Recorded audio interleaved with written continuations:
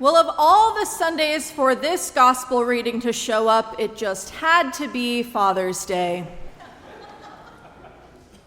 Every year around this time, preachers across the nation are hoping for something warm or sentimental, maybe a nice text about family, or a word of gratitude for the people who raised us. Instead, we get Jesus saying, "I have come to set a man against his father. A man's foes will be those of his own household." Happy Father's Day, everybody. There are certain parts of the Gospels that seem to preach themselves. This is not one of them. Because these words sound so unlike our Jesus. When we think of Jesus, we often like to think of reconciliation or peace or healing, the one who breaks down walls and gathers people together. And yet here he is talking about division, a sword, households divided against themselves. What is going on? I think Jesus is saying something very simple and very difficult. He is saying that there is no part of your life where he is willing to remain a guest. He intends to be Lord over all of it. You see, family was not simply important in the ancient world. Family was everything. It was your identity. It was your place in society. It told you who you were.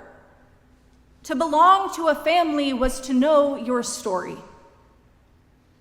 And Jesus arrives and says something almost unimaginable to people during this time. He says, "I will tell you who you are." Jesus is, both then and now, not merely asking for devotion.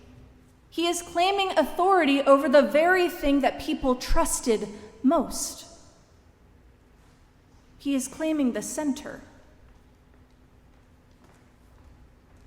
The strange thing about this gospel is that Jesus is not talking primarily about family at all. He is talking about himself. The issue is not fathers and mothers and sons and daughters. The issue is Jesus. Who does he think he is? That is the question underneath every line of this passage. Who does this man think he is that he can stand in front of people and make claims like this? Who does he think he is that he can demand a loyalty deeper than family loyalty? Who does he think he is that he can speak about losing your life and finding it in him? Who does he think he is? The Christian answer, of course, is that he is the Son of God. He is the Lord, and because he is the Lord, he does not come to occupy one corner of our lives. He claims the whole thing. That is one of the greatest scandals of the Christian faith. Most of us are perfectly comfortable giving Jesus a place in our lives. We are far less comfortable with Jesus claiming our lives altogether. And there's a difference, a very big difference. We would often prefer for Jesus to help us become better, nicer, happier versions of ourselves. But Jesus seems remarkably uninterested in our self-improvement projects. Listen to St. Paul this morning. Paul does not say that in baptism we become slightly improved. He doesn't say that we become more spiritual. He says that we died.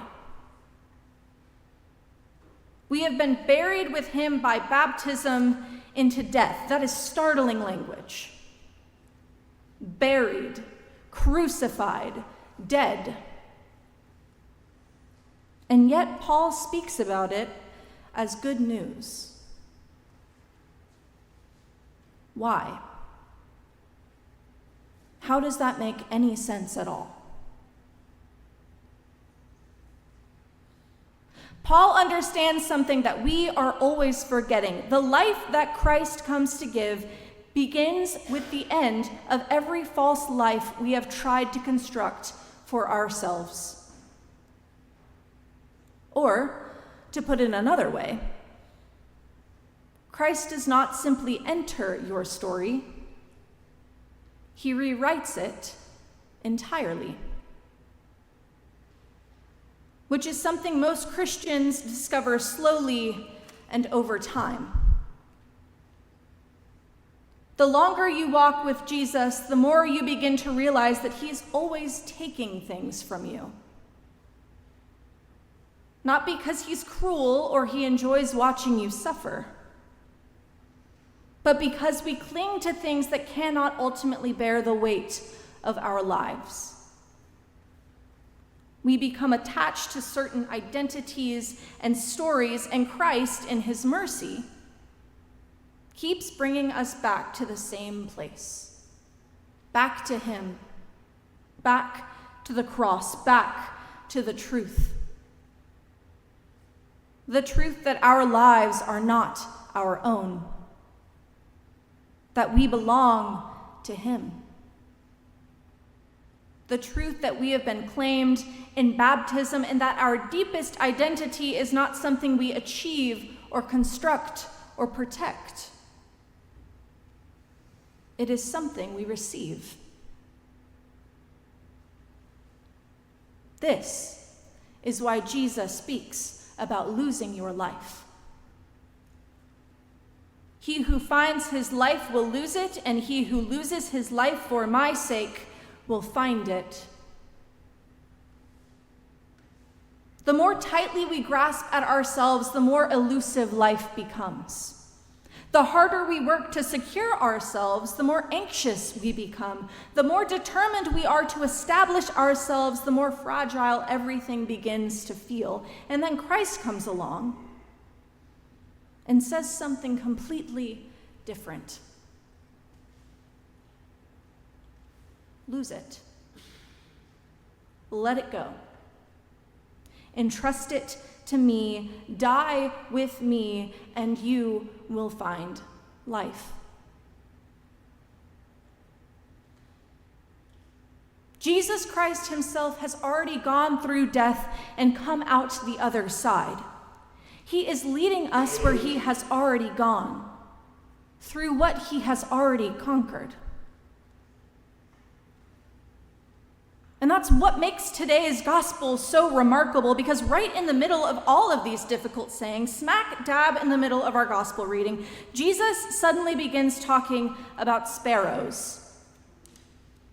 It almost feels out of place. We've got crosses and division and losing your life, and then suddenly, are not 2 sparrows sold for a penny? It's such a tender, gentle image. In fact, the last time I was in this pulpit, many of us were distracted by a blue jay flying around the nave. You may remember it. It was hard not to watch. There was something almost majestic about how it flew back and forth from the transfiguration window to the rood screen. And yet Jesus doesn't point to eagles or blue jays or anything particularly impressive. He points to sparrows. The smallest and cheapest of all the birds. The birds that could be purchased by the poor for temple sacrifice. And Jesus says, not one of them falls to the ground apart from your Father. Your Father has numbered even the hairs of your head. Fear not.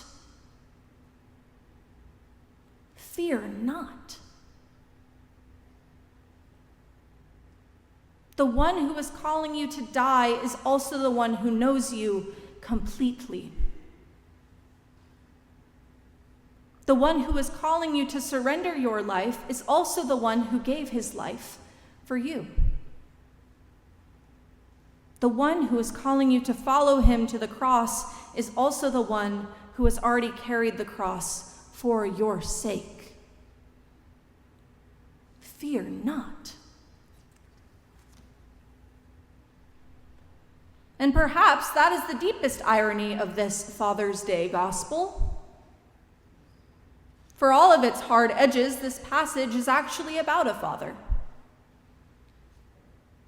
A father who knows you and sees you.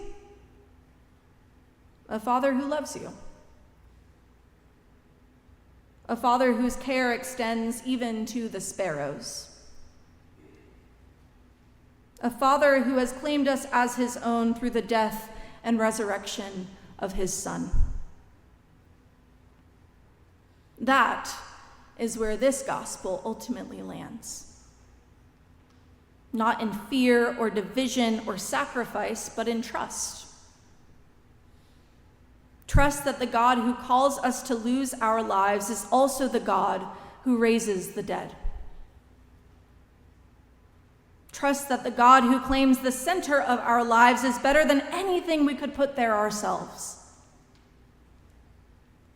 Trust that the God who calls us to follow him is leading us into life and not away from it. And so today we give thanks for fathers.